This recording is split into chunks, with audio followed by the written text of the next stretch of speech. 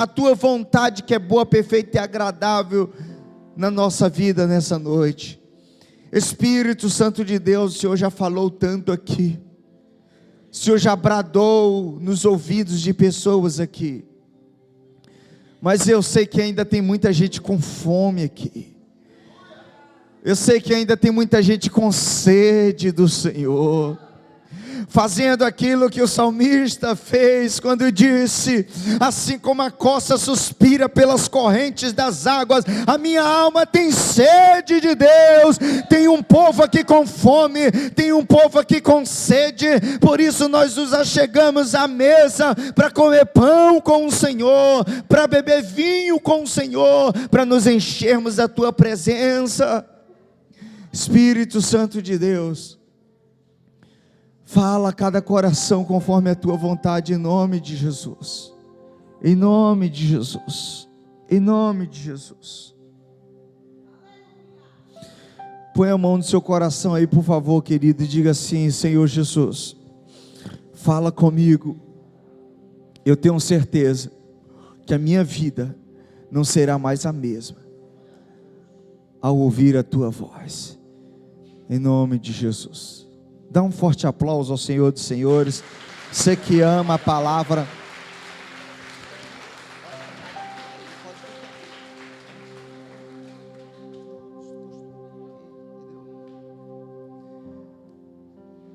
Eu quero ler com vocês 2 Samuel capítulo 9. 2 Samuel capítulo 9.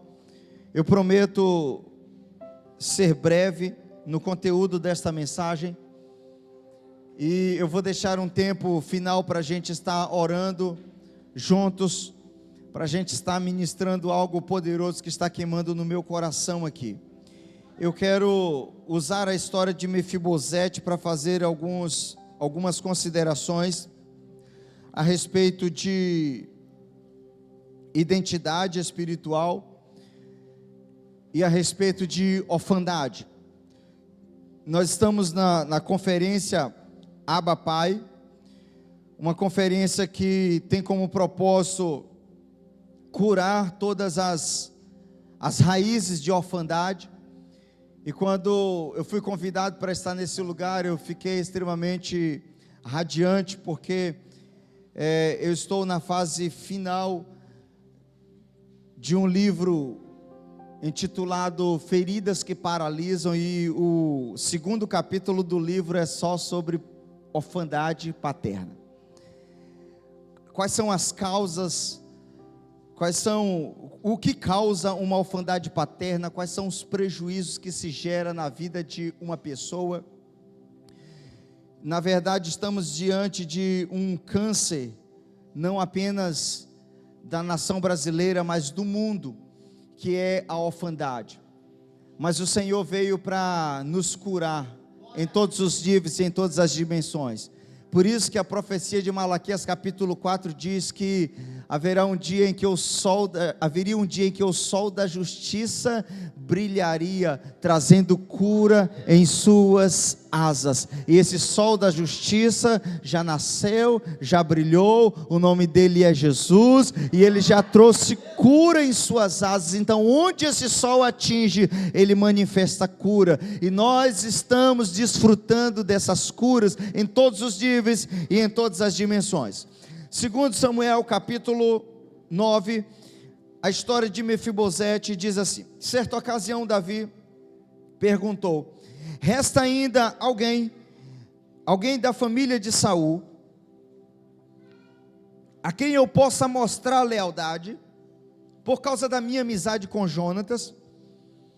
Então chamaram Ziba, um dos servos de Saul, para apresentar-se a Davi.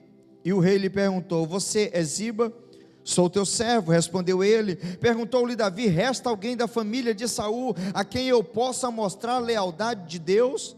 Respondeu Ziba: ainda há um filho aleijado, um filho de Jonatas, aleijado dos pés. Onde está ele? Perguntou Davi.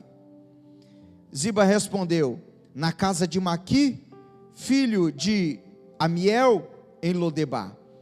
Então o rei Davi mandou trazê-lo de Lodebar.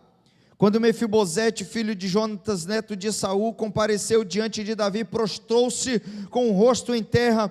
Mefibosete, perguntou Davi. Ele respondeu: sim, sou teu servo.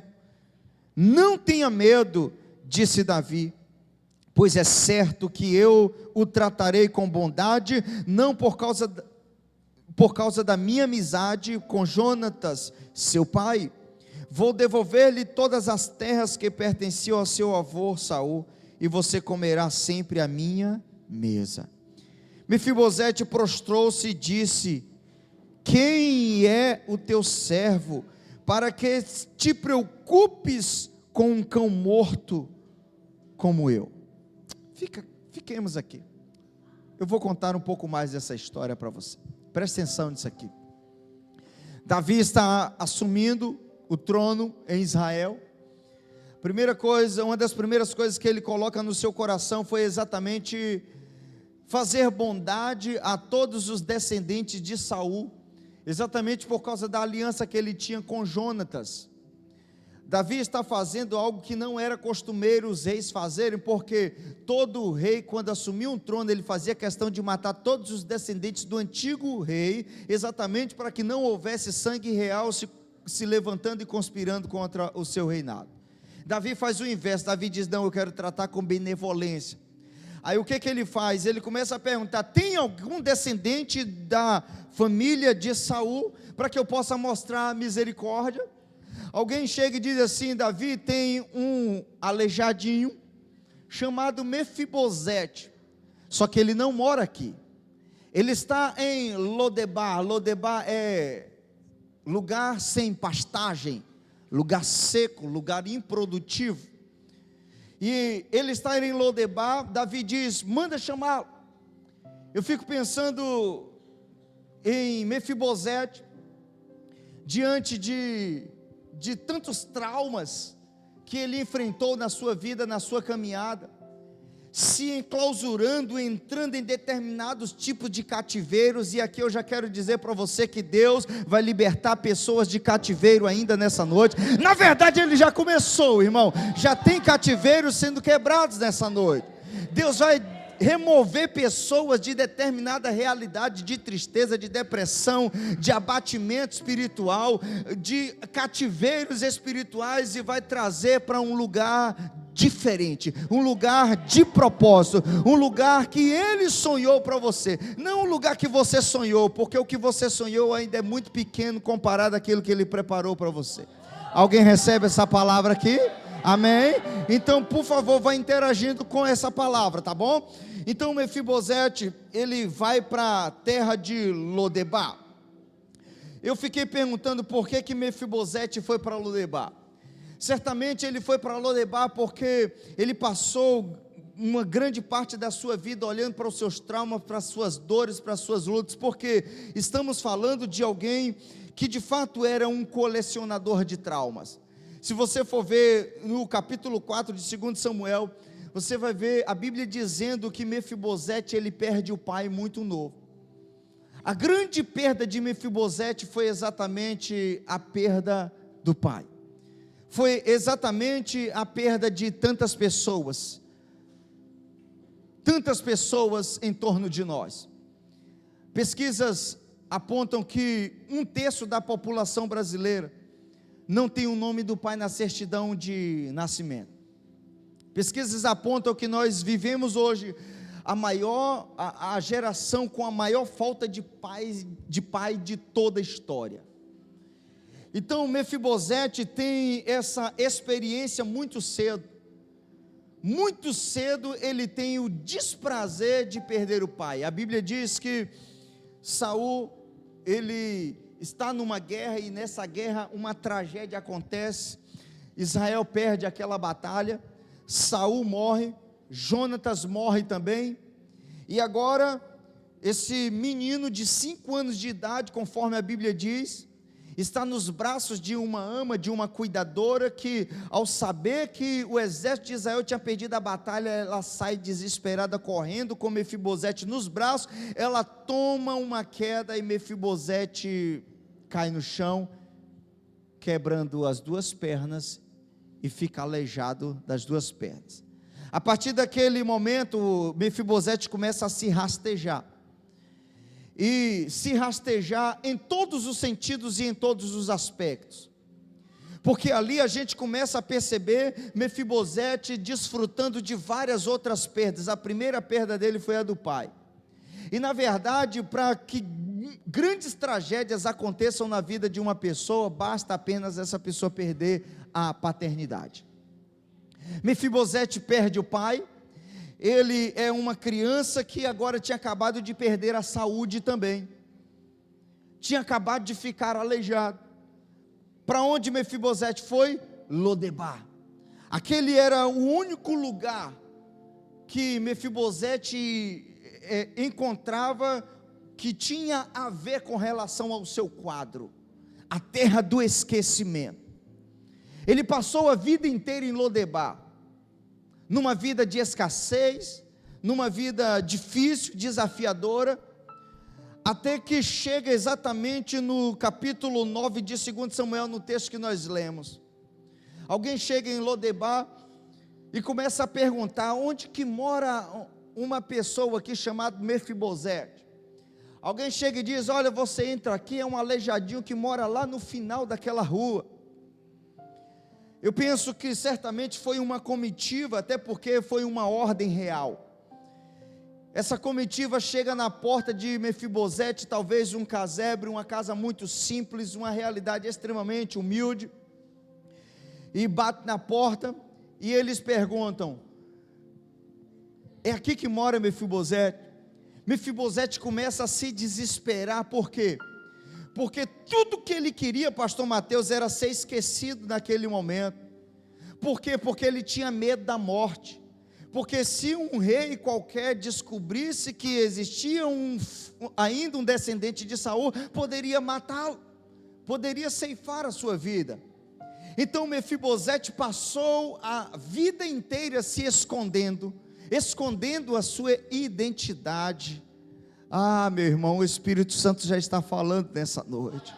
Tem muitas pessoas que estão passando a vida inteira escondendo a sua verdadeira identidade, mas o Senhor preparou um tempo certo, preparou um ambiente propício para trazer os filhos de volta para a sua identidade espiritual, para restaurar a sua identidade, para evidenciar a sua identidade, para manifestar ao mundo aquilo que de fato você é, não que o mundo disse a teu respeito, não que as pessoas disseram a teu respeito, não que nem mesmo os teus pais disseram a teu respeito, mas aquilo que o céu já disse a teu respeito. Porque aquele homem, apesar de uma vida extremamente caótica, sangue real corria nas suas veias. Eu quero dizer para você que não importa como você está vivendo até aqui, se tem sangue real correndo nas suas veias, o Senhor vai preparar o momento certo, na hora certa, toda a estrutura necessária para manifestar sua verdadeira identidade ao mundo. Mefibosete estava ali cheio de medo, Mefibosete estava extremamente temeroso, porque ele não queria ser descoberto por ninguém. E quando eu li essa história, o Senhor disse assim: não tenha medo de morrer, tenha medo de viver uma identidade que não foi a que Deus estabeleceu para você. Não tenha medo da morte, tenha medo de viver uma identidade distorcida. Então Mefibosete, ele sobe naquela carruagem, diante do rei Davi. Davi faz exatamente a pergunta aqui: Mefibosete? É você? Você é Mefibosete? Ele disse: sim, eu sou teu servo. No verso 7, Davi diz assim: não tenha medo.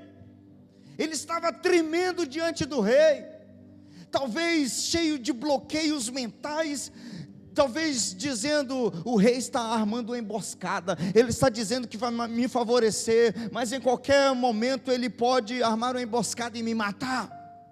E Davi diz: não tenha medo, não tenha medo. Aí Davi disse assim: é certo que eu tratarei você com bondade. Tem muitas pessoas, irmãos, que por conta de um histórico de tragédias, de traumas, de perdas, de orfandades estabelecidas, elas nem conseguem acreditar no favor e na graça de Deus. É por isso que muitas vezes elas estão se relacionando com Deus na mentalidade de escravo e não na mentalidade de filhos. Quando elas pecam, elas dizem assim: eu não sou mais digno de andar com Deus, porque eu falhei. Mas se você entende que você é filho, para quem é filho sempre tem um caminho de volta. Por isso o filho pródigo, quando estava caído, quando estava no meio da lama, no meio dos porcos, ele disse: eu levantar-me-ei e irei ter com o meu pai. Porque quem não se esquece que tem um pai, sempre haverá um caminho de volta. Eu estou sujo, mas tenho um pai. Eu pequei, mas tenho um pai. Eu estou no meio dos porcos, mas eu tenho um pai. Eu estou passando tempos difíceis, vivendo escassez, mas eu sei que eu tenho um pai. E a qualquer momento eu posso voltar para casa. O Senhor já está dizendo que é noite de alguns filhos voltarem para casa. O Senhor está dizendo: você acha que você foi convidado para essa conferência por um outro motivo? Você não tem noção, é dia de você voltar para casa. Porque você é filho. Porque você é filho. Então Mefibosete, ele não acredita no favor, ele não acredita na graça. Existe tanta graça, irmãos, derramado sobre os filhos, que às vezes a gente nem consegue entender. E outro dia Deus disse para mim: meu filho, você não precisa entender, você só precisa desfrutar. Quando você não compreender, você só desfruta. Quando você não compreender, você só desfruta. Mas Deus, eu não mereço isso, só desfruta. Mas Deus, eu falhei, eu errei, só desfruta. Mefibosete estava diante de uma ducha da graça. Mefibosete estava sendo encharcado por essas águas da graça. Mefibosete agora recebe essa palavra de Davi. Davi disse assim: eu vou tratar você com bondade, eu vou devolver todas as terras que pertenciam ao seu avô. Sabe o que Deus está dizendo para pessoas aqui nessa noite? Chegou um tempo de restituição na sua vida. Chegou o tempo do Senhor trazer de volta muitas coisas que o diabo roubou. Chegou o tempo do Senhor trazer de volta muitas coisas que os traumas da sua história te roubaram. Mas aquilo que é teu está guardado, aquilo que é teu está escondido nas mãos do Senhor. Independente do que lhe aconteceu, independente das adversidades da sua história, chegará um momento onde o Senhor vai manifestar tudo aquilo que lhe te pertence. Por quê? Porque você tem sangue real correndo nas suas veias. Davi disse: eu vou devolver. Mefibosete está dizendo: eu não mereço isso, eu não mereço isso. Aí olha só o que ele diz. Mefibosete prostrou-se e disse: quem é esse teu servo? Quantas vezes, pastora Ângela, eu disse para Deus: Senhor, quem sou eu? Davi disse isso também: quem é o homem para que dele te lembres? Quem é o filho do homem para que o visites? Talvez você esteja dizendo: Deus, mas quem sou eu? Mas eu quero dizer que tem graça de Deus se derramando sobre sua vida nesses dias. Tem favor de Deus sendo derramado sobre sua vida nesses dias. Tem uma toalha de graça sendo estendida numa grande mesa, dizendo assim: vem e senta, filho. Talvez você esteja cheio de gatilhos mentais, dizendo: eu não mereço isso. O Senhor está dizendo: você não merece mesmo. Mas eu não olho para você a partir do que você faz ou do que você deixa de fazer. Quando eu olho para você, eu olho através dos óculos do meu filho Jesus. Eu penso que Deus sempre olha para nós através da fenda das mãos feridas de Cristo. Quando Ele olha para nós através daquela fenda nas mãos, ele não tem uma outra motivação a não ser derramar graça, a não ser derramar favor. Feche seus olhos aí, por favor, agradeça um pouco pela graça de Deus.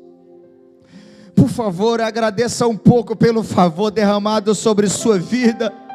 Mesmo sem merecer, Ele te ama. Mesmo sem merecer, Ele tem derramado graça sobre tua casa. Mesmo sem merecer, Ele tem te alcançado com favor. Talvez o fato de você estar nessa conferência aqui é porque a graça de Deus continua se derramando sobre você, apesar de você. Talvez você esteja dizendo aí: pastor, eu já errei tanto, eu já falhei tanto, mas Deus está dizendo: tem graça derramando sobre sua vida, tem graça se derramando sobre tua vida.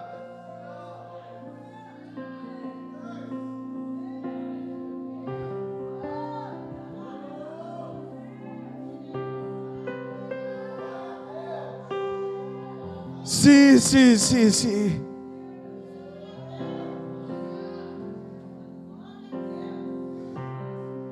Sim. Tem graça se derramando sobre sua vida.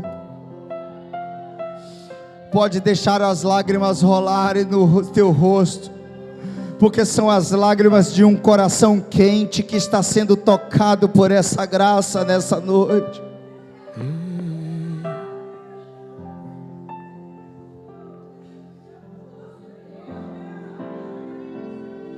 Tem graça se derramando sobre sua vida nessa noite. Tem graça se derramando sobre sua vida nessa noite. Eu não posso continuar essa mensagem se você não interagir com essa graça, se você não gritar aonde você está, dizendo: Deus, obrigado, obrigado pelo teu favor, porque apesar de mim, o Senhor tem me encontrado todos os dias, com graça, com misericórdia.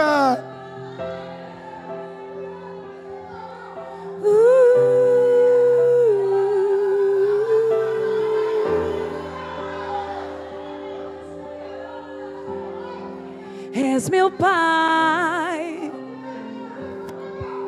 és meu Pai chamado de Abba. Se tem alguém que quer entregar a vida a Jesus, já pode sair do lugar e venha para o altar, se ajoelhe no altar. Enquanto eu estiver ministrando essa palavra, se você entende que o favor de Deus está te alcançando, você vai saindo do seu lugar e vai correr para o altar.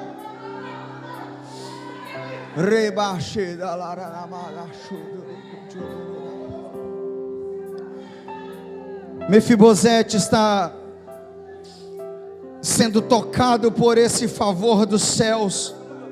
Restituirei, eu devolverei as terras que foram roubadas, as terras que pertenciam, restituirei. E o rei disse assim: você comerá na minha mesa. O rei está dizendo: Mefibosete, você vai comer na minha mesa a partir de hoje.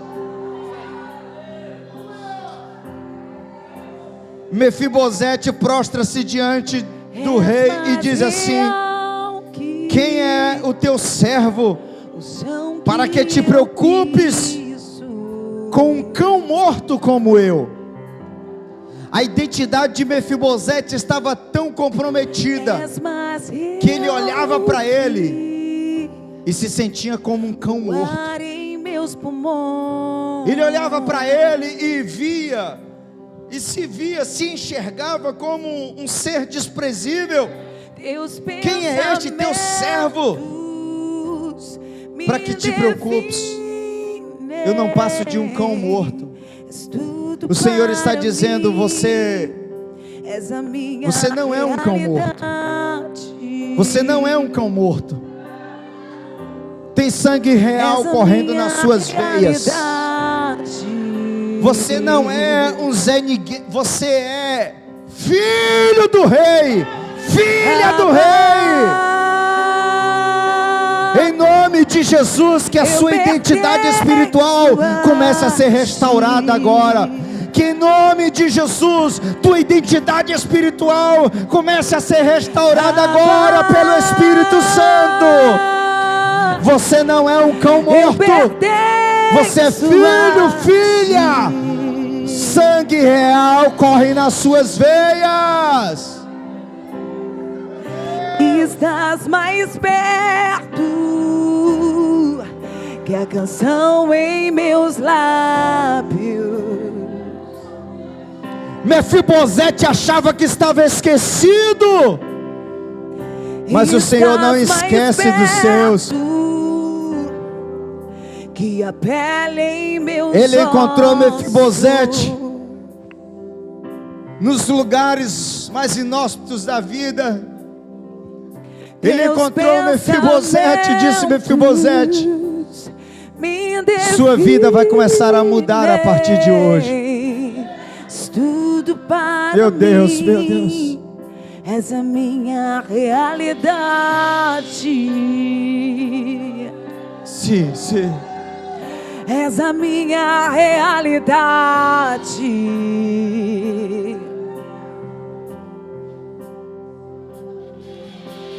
Abba,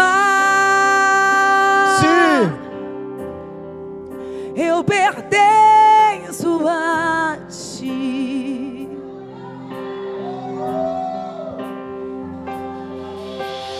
Abba,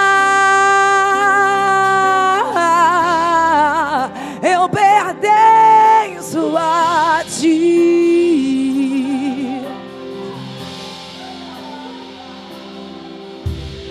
Abba,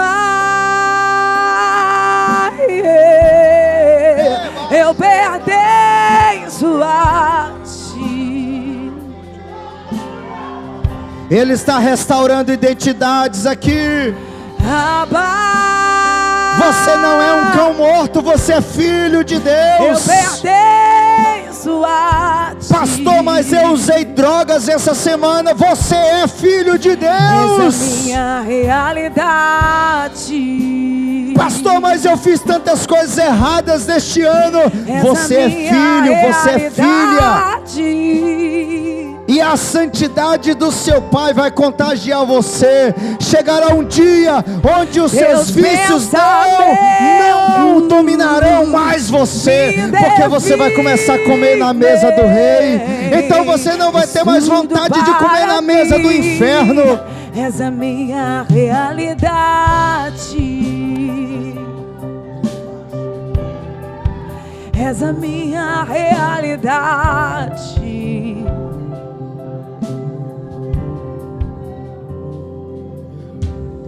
Abba, eu pertenço a ti. Mefibosete está sendo tocado por aquela graça abundante. Davi diz: senta-se na mesa, porque a partir de hoje você vai comer para sempre.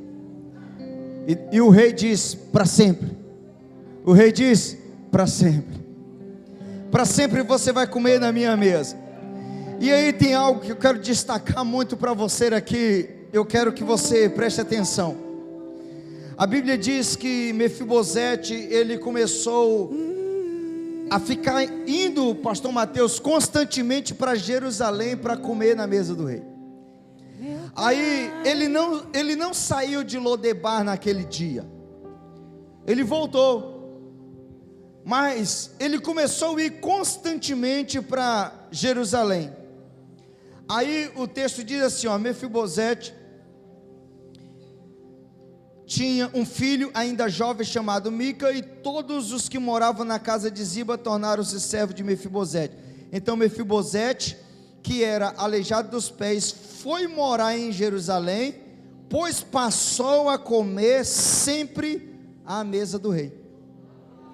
Então Mefibosete, ele foi morar em Jerusalém, pois, porque começou a comer constantemente na mesa do rei.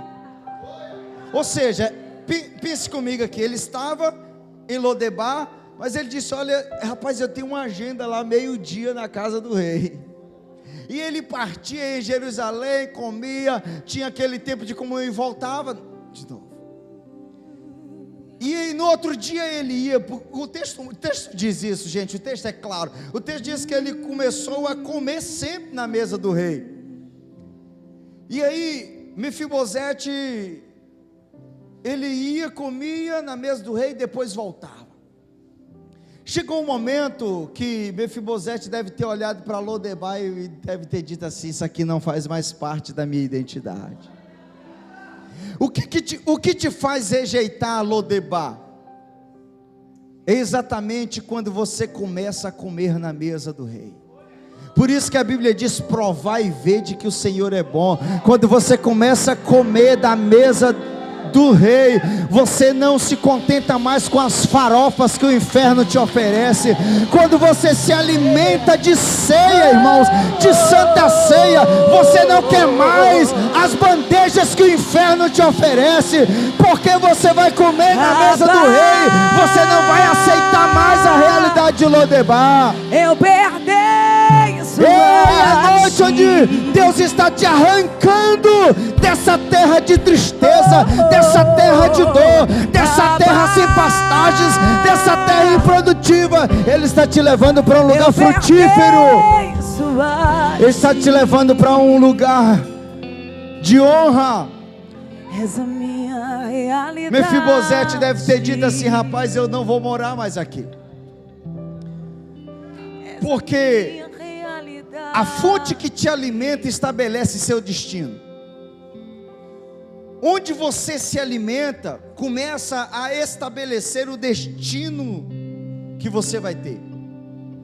Mefibosete morava em Lodebar porque ele se alimentava de traumas, de ressentimentos, de dores, de tristeza, de depressão. Ele começou a comer na mesa do rei. Ele disse assim: eu tenho que mudar a minha geografia, porque eu sinto que a minha identidade foi restaurada. Você percebe que Davi não obriga Mefibosete a sair de Lodebar e vir para Jerusalém, mas o próprio Mefibosete chega um momento que ele diz assim: eu não quero mais esse lugar. Eu tenho visto isso acontecendo o tempo todo, tantas pessoas que dizem assim: rapaz, eu não me alegro mais com as coisas do mundo. Alguém diz assim: mas você começou a ir para aquela igreja lá, aquela tal igreja lá no meio da praça, e agora você ficou todo besta, você já não quer mais tomar aquela cervejinha comigo? Tua religião te proíbe? E a gente só diz assim: não tem a ver com religião, é porque eu estou me alimentando de algo muito maior, de algo muito mais poderoso, e eu não vou trocar o banquete que o meu pai me dá pelas bandejas que o mundo me oferece. Mais velho, você sempre sentava com a gente na mesa do bar, mas o bar não faz mais parte da minha identidade. Agora eu sei quem eu sou, agora eu sei de onde eu vim, eu também sei para onde eu vou. Eu tenho uma identidade restaurada, por isso eu não aceito comer mais qualquer coisa, eu não aceito me alimentar mais de qualquer comida. Essa minha realidade. Porque a fonte que te alimenta estabelece o seu destino. Essa minha realidade. Você está diante de um grande banquete nessa noite. Se alimenta disso. Se alimente disso. Mefibosete, chegou o momento que ele disse assim: agora a minha geografia mudou, porque a minha identidade foi restaurada. Eu não sei qual que é a história, a sua história de vida, mas eu só queria fazer uma oração por você nessa noite, porque certamente como Mefibosete, talvez você também colecionou alguns traumas durante a sua caminhada. Talvez a semelhança de Mefibosete, você também perdeu o pai muito cedo. Talvez a semelhança de Mefibosete, aquelas pessoas que mais deveriam te amar, foram as pessoas que acabaram te fazendo cair. e te fazendo viver a vida rastejando. Estávamos na obra ainda ontem, e enquanto a gente estava pintando lá, um dos jovens que começou a congregar na nossa igreja, recentemente agora, ele disse: pastor, eu sinto que tem tantas coisas que ainda travam dentro de mim. E ele disse: eu não sei qual que é a raiz disso. Ele contou duas dessas coisas. Eu disse: meu filho, você só está carregando as cargas de um sentimento de orfandade paterna que está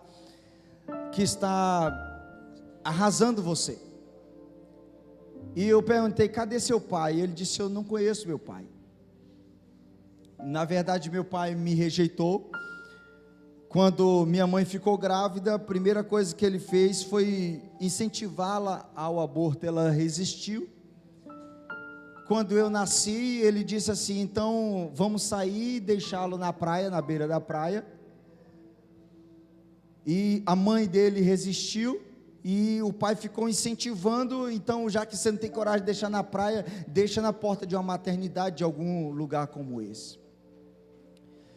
E eu sentia que ali já estava um sentimento de orfandade arrasando com um jovem cheio de potencial. E eu falei com ele: deixa passar esse final de semana aqui que a gente vai sentar para a gente ter uma conversa. E eu já sei todo o caminho. É mais um que Deus vai curar do espírito de orfandade, vai destravar para voar como águia. Na segunda ou terça-feira eu já vou ter essa conversa com ele, vou orar por ele. Mas eu sei que aqui também tem pessoas que precisam dessa oração. E eu queria pedir para todos se colocarem de pé. E eu quero chamar aqui à frente todas as pessoas que cresceram ou viveram longe do seu pai.